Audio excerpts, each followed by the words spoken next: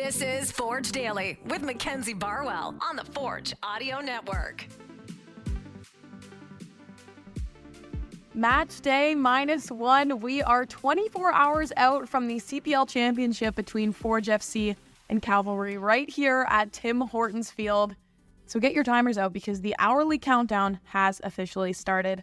Forge fans, welcome back to another episode. Today is October 27th, 2023. I'm your host, Mackenzie Barwell, here to give you all things Forge FC.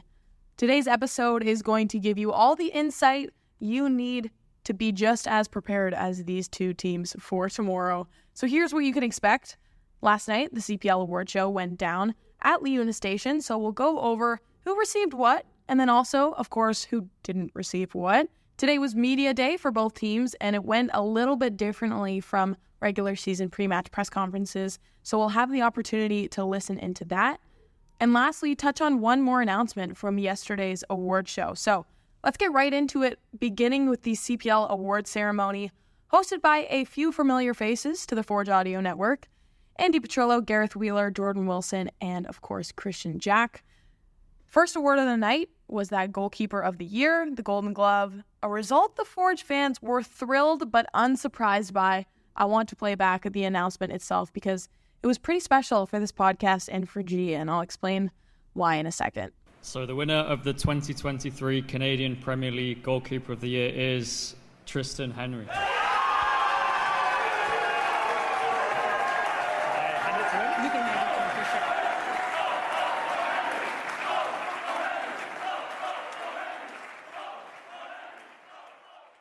Tristan Henry, Goalkeeper of the Year, 9 clean sheets over the course of the season, and of course his save from off the 18-yard box from a chip 70 yards away. And for those of you who've been listening to this podcast since the beginning, D, this is a direct shout out to you. You might recall that exact same chant from the Canadian Championship versus Atletico Ottawa on Forge Daily. So Forge fans, I gotta give you guys credit here because you quite literally owe Henry this guy to the Golden Glove. Before we move on from this, though, I do want to reminisce on that 170-yard chip save from the broadcast for a second because I think the play-by-play announcer kind of perfectly reflects everybody's reaction to Tristan Henry's 2023 season. Well, James Merriman applauding. Oh, look at this! Henry caught out! Oh! Tristan Henry just sacrificed the body! He goes hard into the woodwork! He had to commit to pain to keep that ball out of his net. Caught out, and Pacific tried to catch him out. But Tristan Henry had to decide, how much do I want to make this save? And the answer was yes. I think that pretty much sums it up for G. So a huge congratulations to him. Absolutely well deserved. As for the other Forge FC nominations, I think some results we would have liked to see go the other way. Defender and Player of the Year would go to Cavalry's Dan Klomp. As you all know, Manny and Bex both had nominations in those categories. And Coach Bobby, for the 5th time, a nomination for Coach of the Year, but not quite a win.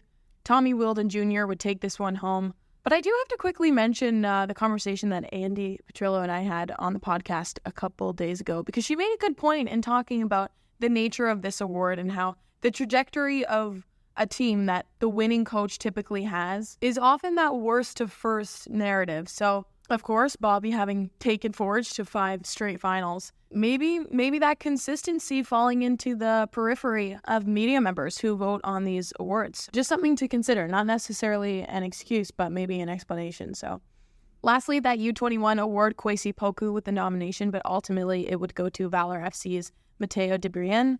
But before we move on, I think it's worth emphasizing the season that Kwesi had because I feel like he can fly under the radar, and that's not only the kind of player that he is, but also the kind of person that he is. He's just so humble, and you really won't see this guy taking credit for maybe everything that he should be. And I think that Jordan Wilson made a good point on the panel last night in saying that the service that he gives his teammates and his speed and his ability to set up scoring opportunities from the wings is just, it's incredible. So this award could have easily been his as well.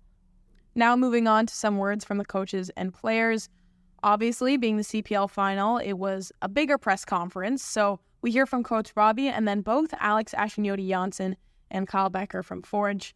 But first, let's hear from Coach Bobby and Kyle on where they stand 24 hours out from another championship game.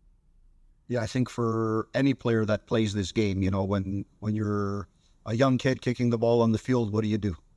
You play to win the championship, to simulate picking up a trophy, whatever you find on the side, whether it's a tree branch or something, and that's what you want to do. We've been fortunate enough that this is our fifth go-around with this. I'm thinking it's not a normal thing, as I read in one of the articles that a friend of ours here, Steve Milton, wrote last week, and he has the statistics better than me on when the last time North American sports teams played in 5 consecutive finals. So it's something special, but as I said before, you can play in these games, but you don't have a contract with trophies. That's the one thing that's guaranteed. In sports, you can put everything into it, but you can't guarantee a win. But you want to be here, and that's the least we have to do as Forge.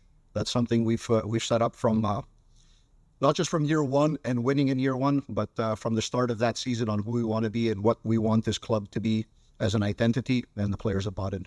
It's been interesting because at the beginning of the year in preseason, we sat down with the team and we asked them, what are our goals for this year?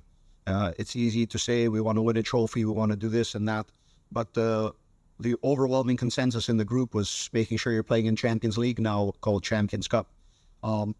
We're champions in 2022, and the reconfiguration of the tournaments kept us out of CONCACAF for the first time in 5 years. For the 4 previous years, this club competed in CONCACAF competitions. So I think it was something that the players knew they were going to miss, knew that they wanted to be a part of. And if we see the way the season has gone, I think we missed that. We missed that component, and that's something different. Traveling into Central America, for those who haven't done it, it's fantastic to play in the different environments that you have and the different challenges that brings. So I think when you have a group that's lived it and felt it, they want to be there. They want to be there all the time. And of course, that was our ultimate goal. And we do it to come from different paths. Canadian Championship, 2 paths from the CPL.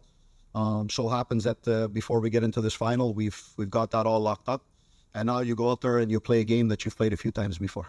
It's no secret. Every time we play them, these games are competitive. I think you have 2 teams who leave everything out there, and I think there's a perfect sort of balance in how they approach things and how we approach things. They love a fight, and at times we've shown that we're more than capable to get involved in all that stuff too. So for me, it's always an exciting game playing against them. You know what you're going to get. You know it's going to be heated. You know you have to leave everything out there, and those are the best games. So in that sense, there is that little bit of extra emotion. And for some reason, every time we play them, except for when they kind of had our number in that game in Calgary this year, it's always decided by 1 goal, really. So we know it's always going to come down to those fine little margins. So I don't know if it's hate, but there's definitely a little added something in there for sure. I always knew coming back, I want to be playing in these games. That's got to be the goal at the beginning of every season. As I said, that's the standard we've set at this club. So this year is going to be no different. We knew we were bringing back a lot of the same guys that we had last year, so there was no reason why we couldn't go back and push ourselves to get to that highest level. And again, it's tough watching those games from the sideline. I'm obviously happy to be a part of this. Hopefully Bobski picks me in the lineup for this game. We'll see. And yeah, it's as I said, you don't want to take these things for granted. Playing in a final, this is stuff you dream of as a kid, so it's I'm looking forward to it.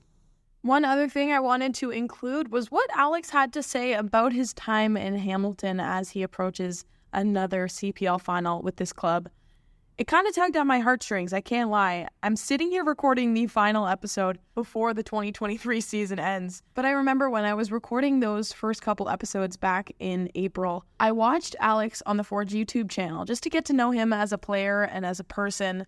But those videos were from 3 years ago. So today I thought it was really cool to hear the difference in the way that he responded and spoke back in 2020 when his time with Forge was just starting versus today at yet another pre-championship press conference, often referred to by the media as a big leader for this team, as well as his teammates. So I've included both clips for you here to compare. Here's Alex in 2020 and 2023. I've actually thought about that a lot. Even when I heard of Canada first, I didn't think I'd ever actually go. But Yeah, it's quite interesting. You know, you mentioned that, and I think back to probably my first phone call with him while he was over there, and just explaining to him the project over here in Canada, and you know, him not knowing anything about the country. I think there's some similarities between Canada and Sweden, and maybe that love for hockey. But it's great to see. You know, it's the one thing we want to see as guys come over here. It's not only just about being on the field, but being out in the community, but also embracing the culture that we have here as Canadians. I think that's very important. I think that's what makes us one of the best countries, the best country in the world to be in. I don't come from the same background as Bex. I come from Sweden, so I knew nothing about the league or the teams or anything about Canadian soccer at all. But just the growth of interest I've seen over the last couple of years, and I think CPL has been a big part of pushing that. And it's been fantastic, and I'm so grateful to have been a part of it, and hopefully can keep being a part of it and making history here. So it's been great. Obviously, feel the same. Like you touched on the community here in the city has taken me in so well, and I feels like this is my second home. And it mean a lot if I could pay it back. Like I said, if I could do my part in bringing the trophy so we can lift it here in front of our fans, it would be an amazing feeling. There you have it. His second home, Hamilton, Ontario. Just really, really great to see how Alex has grown over these past couple years with Forge FC.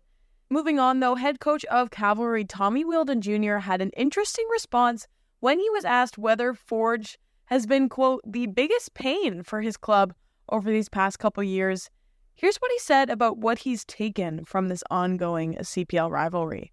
Absolutely. Listen, our number one objective when the commissioner brought out, you know, the news of the regular season's now going to get its glory and its trophy and a spot in the Champions League and a better playoff draw. That was the number one objective from day one. So we've achieved that. This is now a bonus. To win another trophy is something special and not being done. And we talk about this league being a lot of forever first. We'd like to accomplish that one and check that off the list. But has Forge given us the most stress? Listen, no, I'd actually say it the other way.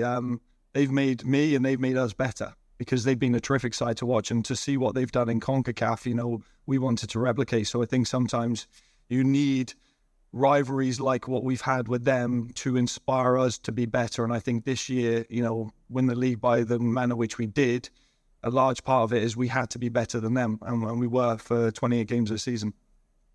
And of course, before we wrap up, I have to mention one other thing. The North Star Cup was revealed last night at the CPL Awards Show.